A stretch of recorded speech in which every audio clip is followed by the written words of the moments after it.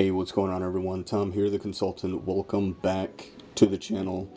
And if you're watching this and you notice that it says 12/31, yes, I'm actually making this on New Year's Eve, so by the time you watch this, it'll be 2024. So welcome to 2024.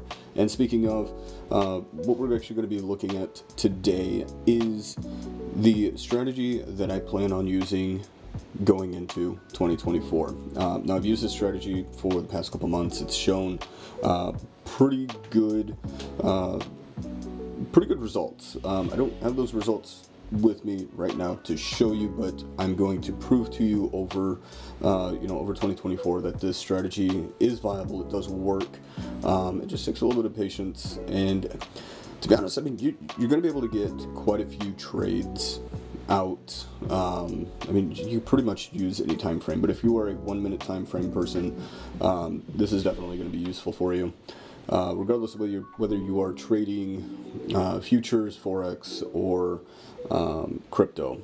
By the way, those are the three that I trade. I haven't traded forex in quite a while, but my primary focus has been futures and crypto. So we're going to be taking a look at futures today, primarily the ES, S&P 500. ES is the contract for that. We're going to be taking a look at that, but if you hit that subscribe button, you'll be able to get notifications for the videos that I have planned coming up, which are going to be over, the ES, the NQ, which is NASDAQ, as well as I do have the crypto challenge coming up. You're going to see that video coming up here shortly as well.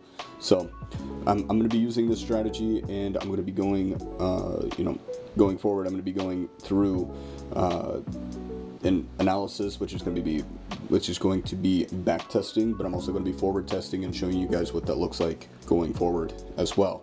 I got a ton planned for 2024, especially to dive into the differences between back testing and forward testing. I think a lot of people kind of get some of that confused, especially if you're new. A lot of people try and trade paper with back testing, and that doesn't work. It's not realistic. So but nonetheless, we're going to get into all of that in later videos. But today, I'm going to focus on the actual strategy, how it's put together, what you need to kind of get things going. So let's head on over to the charts. So before I flip this over to the bigger screen, I want to point out that there are going to be some requirements. There are going to be two requirements. One of them is going to be the TradingView data plan. Okay, so if you're already I think, what am I, an Essentials member, right? Not a pro. I think it's a Essentials. Is that what I have? The Essentials plan? I think it's the Essentials plan. Explore, what is this? Essentials? I'm pretty sure I could have just this. I have no idea. I wasn't prepared for this. Yes, okay, so the Essentials plan is really what that is. I don't remember what this was. I think I pay yearly for this, so I think this is, if you want to pay monthly, I think it's like $15 a month or whatever. But you get like 5 indicators on your chart, okay? Anyway, so you'll need that, but you'll also need the data plan for, I think it's a CME data plan. It's the one that has all of them. That allows you to do ES, S&P, NASDAQ, forex, forex contracts, forex futures contracts. So for, if you want to do the pound, the euro, the rand, whatever it is that you want to do, as well as oil, gold, silver, platinum, agriculture, if you want to trade corn, stuff like that. No, not trade, but if you want to look at the charts. Now I do have an earlier video that kind of showed you setting up futures trading, or the futures data plan with Jigsaw Day Trader platform. It's nothing like that. It's not nearly as expensive. The CME Group data plan that TradingView has to offer is actually only about $5 a month. So that's kind of a win. You get the data, you get to see it on the chart, and you get to use your favorite indicators. So what you're going to see over the next coming videos is you're going to see I'm still using Jigsaw Day Trader for my execution platform. That's going to be the DOM, the order flow pieces. I'm not going to be talking about order flow with these videos because that's not really what I'm focused on, although it is helpful. Order flow just takes a lot of time and practice to really work with that, and I don't have the replay set up for that at the moment. I kind of pulled that back because I stopped using it for a little bit, and it doesn't make sense to pay for it if you're not using it. So that'll come later on. I'm sure I'll jump back into that and show you guys. But for this, the other piece that you're going to need is Chart Prime. Chart Prime, I'm using two of their indicators. One is let's go back over here, the Market Oracle Pro and the Prime Oscillators Pro. Okay, now there's one thing that I think is quite apparent when you first start dealing with Chart Prime is there is so much stuff that they pack into these indicators. It's actually quite overwhelming. So in my opinion, if you don't want this strategy and you want to check out Chart Prime, there's a link down in the description for you to check them out. But in my opinion, if you're going to dive into that Chart Prime, turn everything off and then slowly add what you want on. Don't go by what other people are doing. Just slowly turn on what you need. I'm going to show you my my settings for the Market Oracle Pro. Here, actually, let me switch to the bigger display here so you guys can see that. We'll go into the chart and what all this nonsense back here means. So, Market Oracle Pro, the settings. So I have signal mode for trend, and then I have take profit. Even though it's nice to have it. It's nice to have it. It's not something that we're going to be using necessarily. Auto maximizer. We're going to have this set to high frequency. All of this is going to be candle highlighting. It's going to be trend statistic or static. Sorry, trend static. Let's see. Dashboard size is going to be auto. Dashboard position. Not really worried about. Reactor is going to be disabled. We're not interested in multi-time frame. These two right here are what we're actually most interested in, is Prime Range and Prime Trend Assistant. I will show you guys what those are as we dive into this. And then now you can create, if you have the Essentials plan, you can create multiple alerts. I highly recommend that you do this. Buy, sell, strong buy, strong sell, and then the Prime Trend Assistant bullish and bearish. Turn everything else off, okay, for this strategy. All right. Other than that, I'm not going to get into this. I have a video on this and examples on how to do that. Style, I will let you see this. There's really nothing going here. I didn't really do anything with visibility. So let's go to the oscillators. Now, oscillators is pretty simple as well. Oscillator select is going to be the MVP oscillator. Okay, there are different ones, but this is the one that we're doing. If you're interested in the other ones, I highly suggest that you check out Chart Prime's videos. They're pretty detailed. They go through all of this stuff, so they're pretty thorough about that. I think this should be default. We're not doing MFI alerts. We're doing divergences, which I don't think I've seen actually show up here on these. Maybe it doesn't work for this, but anyway, I have divergence and divergences selected. Whether they work or not, I have no idea. I think these are default. All of this is pretty much default. I think the only thing that I really messed with was this MVP oscillator, because it's defaults to Prime Oscillator. I moved it to MVP. All right, so that's really all there is. Let's dive into the actual strategy. Now, just looking at this alone, some of you may be overwhelmed and be like, oh, you can't possibly buy and sell all of this. Okay, first of all, let me tell you, we need to, all of these times that you see down here, this is Eastern Standard Time. Okay, so if you were using anything like, I don't know, let's say, funded trading. Obviously, if you're using funded trading, you're not going to be trading these hours anyway, for the most part. Okay. Some contracts, depending on what you trade, don't trade 24 hours a day. But for this matter, we're going to be focusing on pre-market all the way to the end of the market, okay? Because that is normally where you're going to find the most liquidity and the most movement. This strategy does not work very well if you trade these strategies during after hours and aftermarket, okay? Aftermarket hours between, I don't know, what time's the contract restart? Is it 1700, 1800, I think, in the evening? All the way to pre-market, like 7 o'clock. This strategy does not work at all very well, okay, if at all, okay? And you can kind of see there's a lot of buy and sell signals. Don't be overwhelmed with that, because we are going to be looking for I think it's a couple different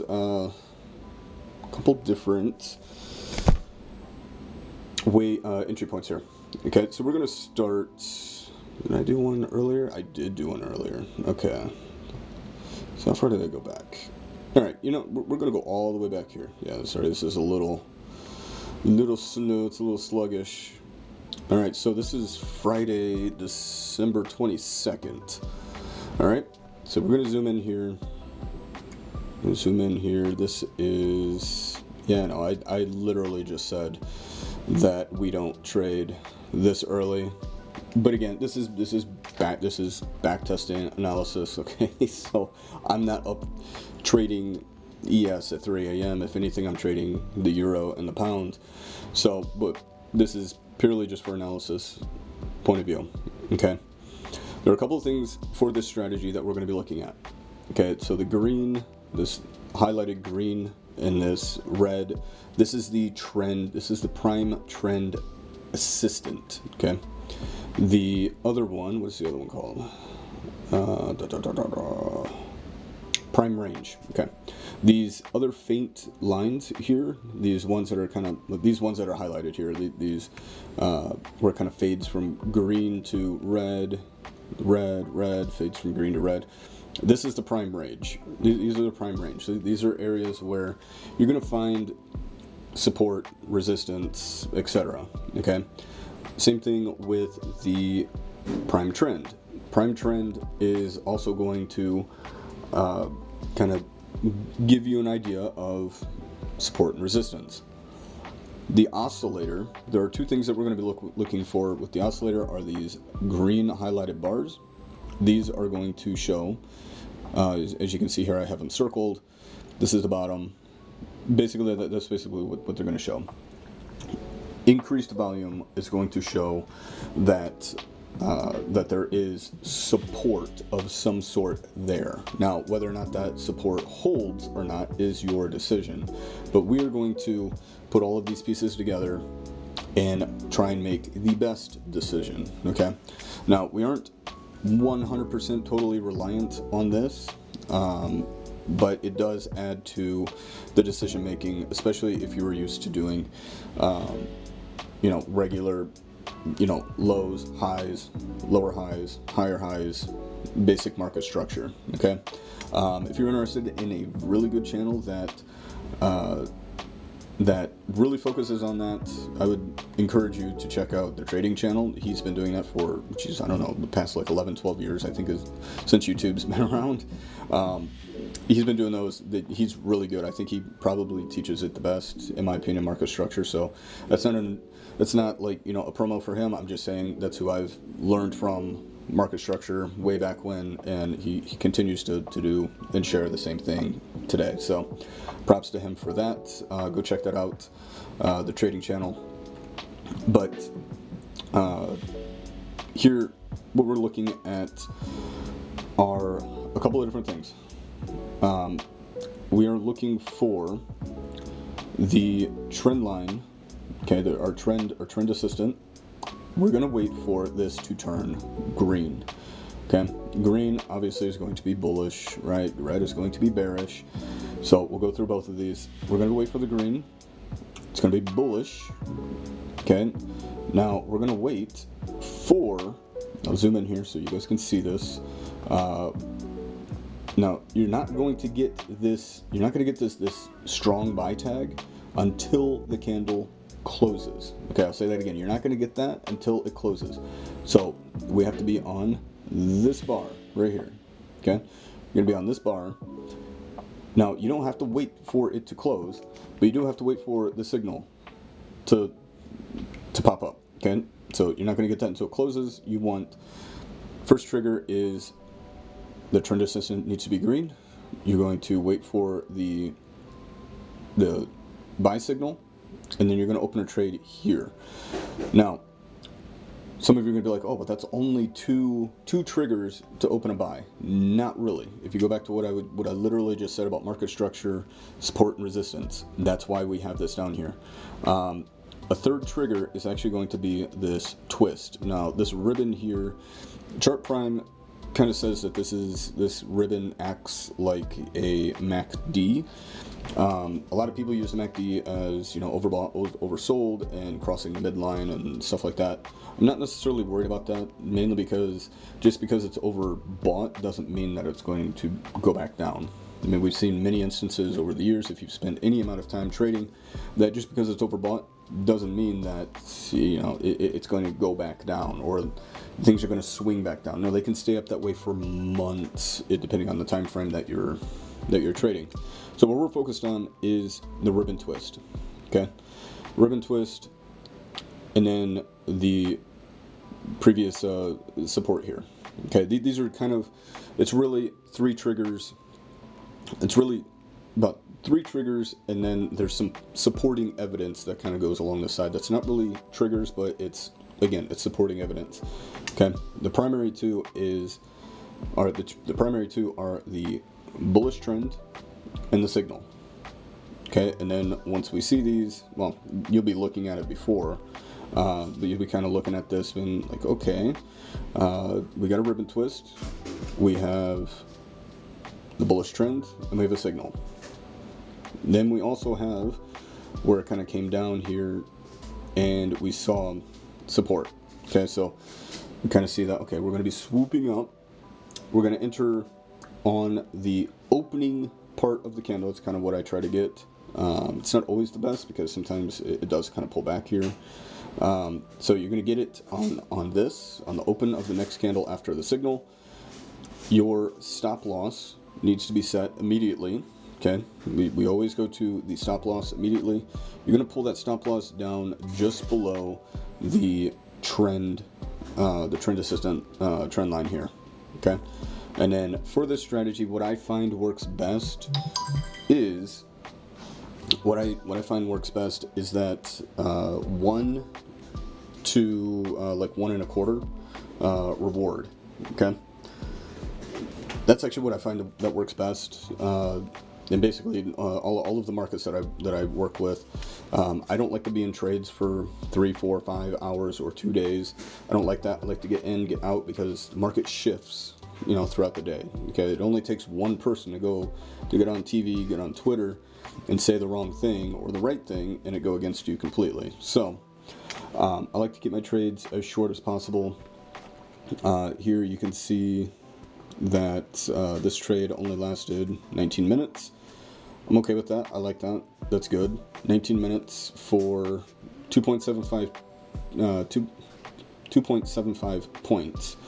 Okay, so that's, I don't know, what is that, about 9.5 ticks on ES. I think the only reason why this was moving a little bit more this morning is probably because of London market open, Eastern Standard Time. London market opens up at 3 o'clock, or 3 a.m.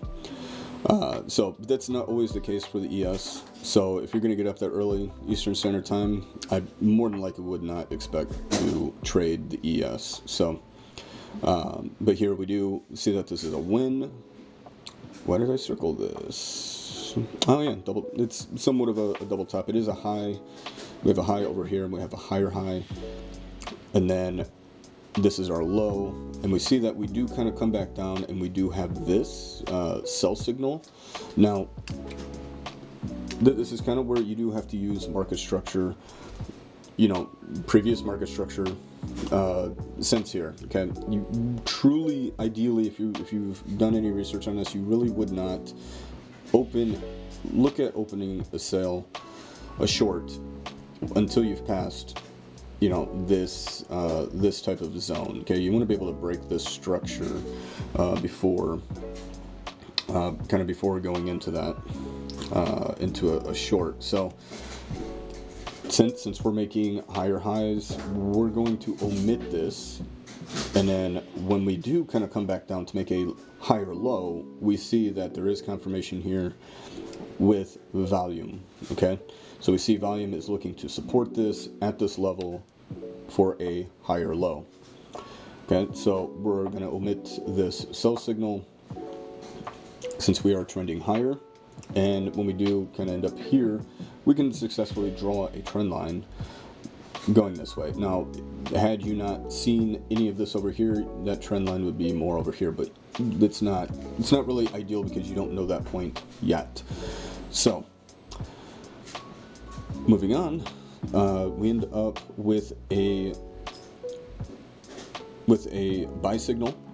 And by the way, when this buy signal does trigger, you don't see this this line yet. This line yet, again, does not appear until the candle close.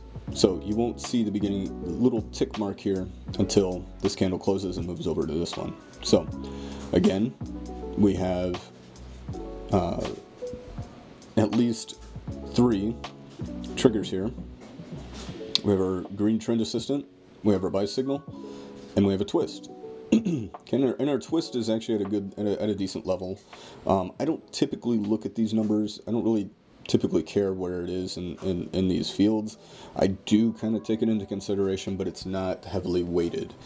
Again, it's about experience. That's the whole point of back testing and then forward testing and live, to kind of get that sense of your indicators. I mean, don't just throw these on here and start trading live. I mean, you do need to go back and do this type of analysis. What is going on in the market? I think even when this came out, or when this started, I think one of these was, no, that's later in the analysis. I was thinking of CPI and durable goods. So forget that. Forget I even said that. But anyway, we're going to open our trade here. This one we were able to get 1.25, 1.27. I just didn't get it exact. Okay, 1.25 is what I look at. Our stop loss is right below the trend assistant, and our reward is 3.5 points, or 3.5 points. Okay, this works. I mean, again, you can do this on full-size micro contracts, or you can do full-size E-mini contracts, or you can do micro E-minis as well. It's just also, if you're using micro E-minis, a lot of times those, when those contracts are pretty much the same price. Okay, I mean, if you're paying, I don't know, what is it? It's like $250 a contract. We'll just say it's $250 a contract. If you're buying $250, 5 contracts, you're gonna have about $20 in fees. So kind of, you weigh the difference on whether or not what side of whether you're going full E-mini or micro on that. So 3.5 points may not be all that much, but after fees, but it gets you somewhere. And if you lose a trade, you only have to lose one, and then if you win another, you're up from the previous trade anyway. So kind of keeps things a little bit dynamic in that sense, and you'll see that here. Okay, so again, the order doesn't really matter in the triggers, as long as they're somewhat close. I mean, obviously you don't want you don't want to be going off of this twist back here. I mean, of course, it depends on what happens here, but nonetheless, we did get a twist. We got the signal, and then we got our trend, which then allows us to open. Okay, moving on again. Okay, so here we have a short signal, strong short signal, and honestly, I between strong and regular sell, or strong and regular buy, I don't really pose any difference between them. I kind of treat them the same either way. So we go into this showing some support, volume on, basically volume almost through about 3/4 the way of this trend. So again, you're going to see this trend line before you see the strong sell, and you're going to kind of add this up again. I mean, you do have this trend line, and it does match up with support here. And I mean, you can kind of see that with the prime range, that faded green support line back there is also going to be kind of confirmation here as well. So, you know, higher lows, higher highs, right? So we're following the trend. We're not doing trend regression or regression trading. That's not what this is about. We are purely trying to follow the trend here. All right. So same instance here. We're looking for a buy. So we did get our buy signal before our trend line, and it was actually during the bearish trend line. So we're going to take that into consideration. We're going to look at our trend line, and then we're going to hit that open. And again, like I said, I don't really take the overbought into consideration. It does pose weight, but not that big. It's there to kind of question what's going on in the market. And looking previously to the left, I would still say that we are very bullish still. Okay, so we take this trade, and it's just about 8 o'clock. So we're still pre-market, and yeah, this is one of those ones where this is a news factor. It's the CPI durable goods. This is actually what got us out of the trade. Again, this is I'm not saying, hey, we could have got a risk reward of 1 to 3 here. I'm like, no, that's not what I do. I'm trying to keep this consistent, guys. 1.25 for the reward. Okay, short, simple. I'm not doing anything dynamic like where, oh, you can use Fibonacci extension and do this. I'm not doing any of that. Short, simple. Keep it concise. Okay, we're not using the previous higher highs or anything like that. Yeah, sure, I could have pulled this stop loss way down here and told you this is where your stop is, due to, I don't know, something all the way to the left, and it ironically work out because of this news event. Okay, I'm not going to do that for you guys. You can find plenty of other channels that do that. So we do get filled here for our profit. So we're in profit. We let this swing around a bit, and then we see a high volume here. Kind of take this for a grain of salt. I mean, this is a news event. You're going to get a lot of volume regardless. So CPI and durable goods. I think CPI and durable goods was down on this day. It wasn't by very much. I think it was 0.1% was the difference from expected. So anyway, moving on. Now, I will say this trade, I'm more than likely, I don't know if I would have taken this. What time did this start? It was about 8:30, about an hour before market opens.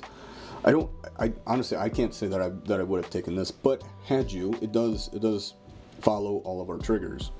Okay, you have the signal, you have the trend line, and then you have the twist. Literally, I think all within like 2 or 3 bars. So we get it, and it does end up working out. Again, 1.25, and a lot of that 1.25 is based on where our stop is, which again is below the trend line, not some weird arbitrary point based on a candle.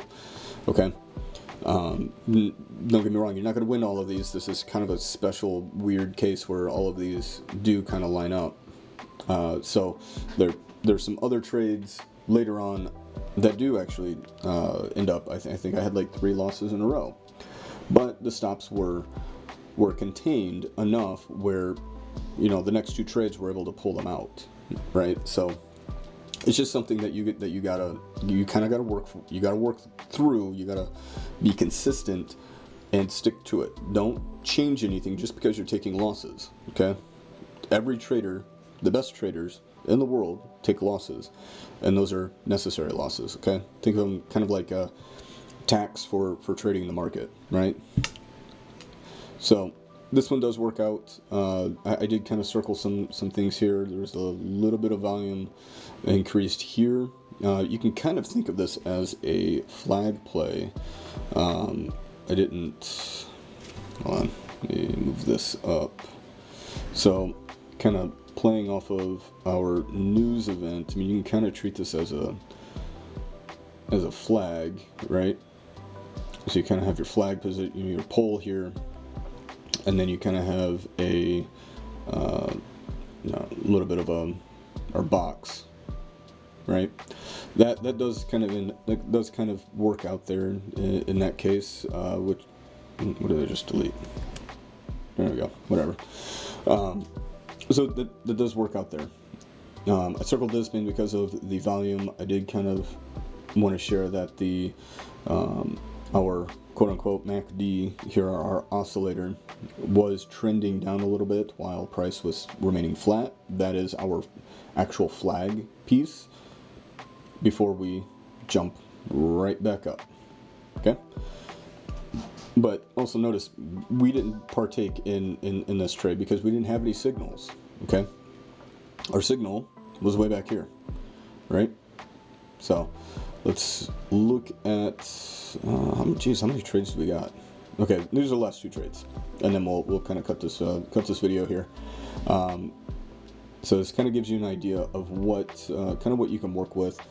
And so again, we have yet another flag play here, and then we kind of pull back. This is not a measure. I did not measure this move. I don't plan on measuring this move. Some people will. I think it is maybe worth it to kind of see where, the 3.8 is, or maybe the 50% mark fib wise, where that is. Kind of gives you an idea of where support might be. But again, you can also kind of take a look at this with the prime range. Okay, kind of falls kind of in order with some of these prime range trend lines here. Okay, so we are still above the green highlighted trend line here.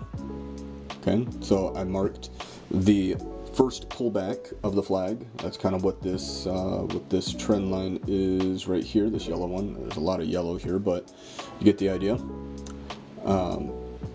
Now, you might be wondering, okay, we got a sell signal instead of a buy signal.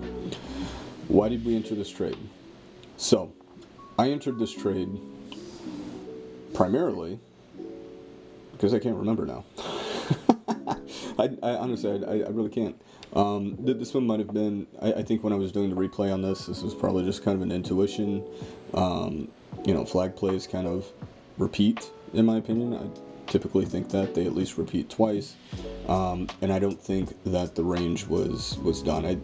You typically get a good range play here as well. So if you really wanted to follow the rules, honestly, I don't think you would have played this. So this may be an exception. This was probably more of an intuition play with some type of divergence going on here with previous support after our flagpole here, and then going forward. So that's more than likely kind of where that came from. There most definitely was not a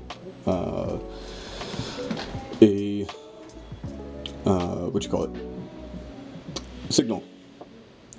So, and actually, I think you can go back and confirm that on my Twitter.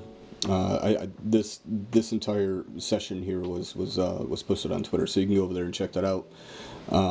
But we do end up having this signal here and a ribbon twist. So honestly, actually, let's take a look at that. Let's take a look at that real fast.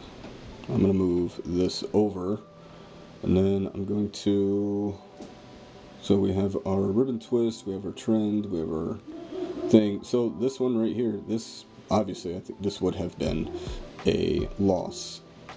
So it would have been a loss. It would have been, yep.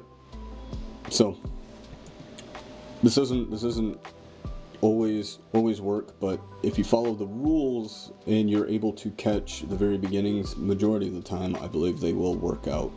So this one, I think this was kind of maybe more of an intuition based on previous price movement during the replay when I was initially marking this up. So maybe kind of take this one for a grain of salt.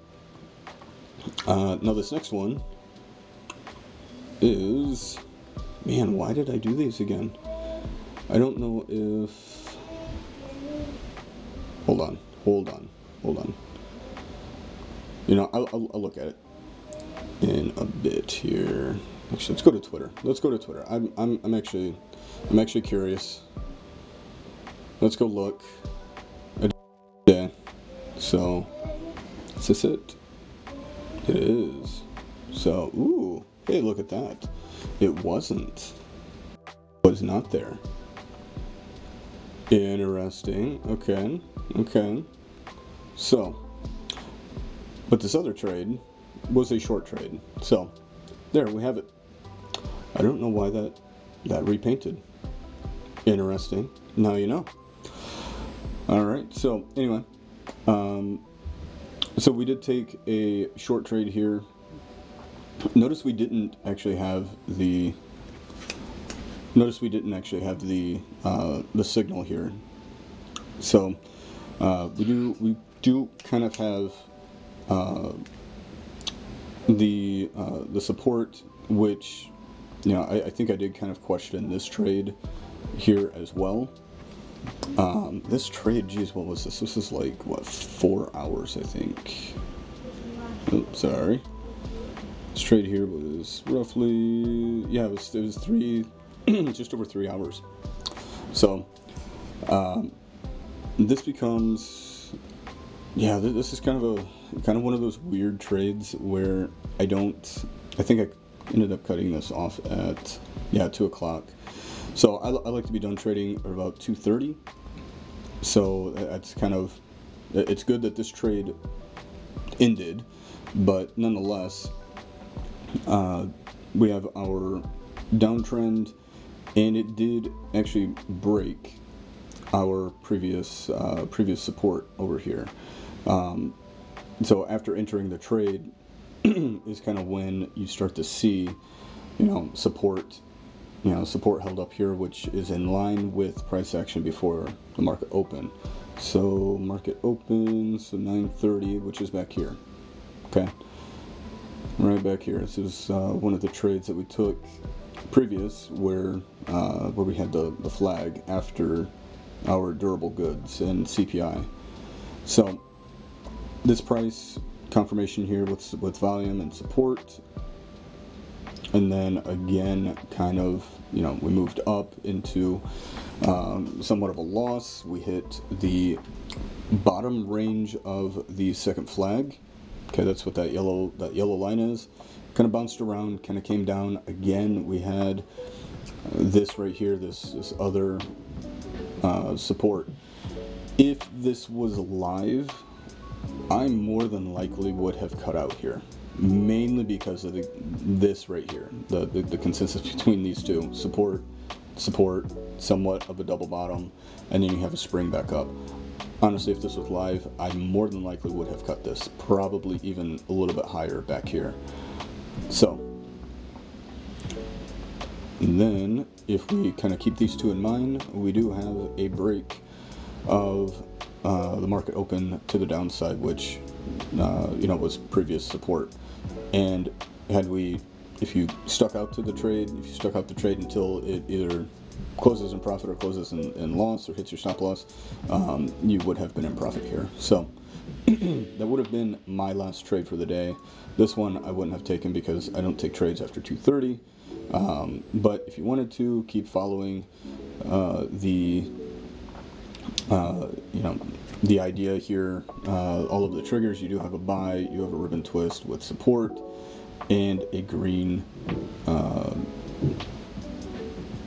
the green trend line. Again, I think this may have repainted. This is actually the first time that I've noticed that they've repainted. So I've had this up for quite a few days, so who knows.